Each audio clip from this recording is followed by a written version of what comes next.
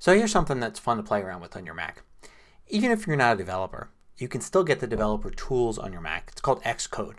You can download it at developer.apple.com/download.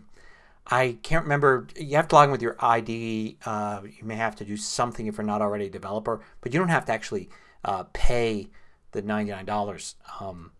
You can still download Xcode for free to play around with it. You just can't distribute anything unless you pay the fee. So this allows students and people that are curious to play with Xcode. But forget about Xcode. That's programming and everything. When you download Xcode, you get a whole bunch of stuff. So one of the things you get is you get the iOS simulator. So where is this stored? Well, I don't even know where it's stored. Let's see.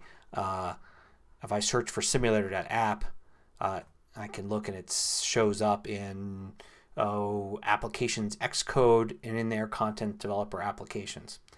So I'm just going to run it as an application. So I'm not even running Xcode here. I'm just running the simulator. What does the simulator do? Well, it simulates iOS devices on your Mac. So it's going to bring up this screen here. I mean, you can see it's an iPhone 10, and it's going to boot it. And it's a simulation, so it's not like running like the same, and you can't like run apps, you can't install apps on it. But you can do a few things with it. One of those things that you can do is run the web browser. So here we are, and you know, it works just like an iPhone on your Mac. Again, this is just part of Xcode from Apple. You can get it and install it on your Mac. It takes up a lot of space, but if you want to play around with it, the cool thing is you can play around with things like the News app and Maps and things like that.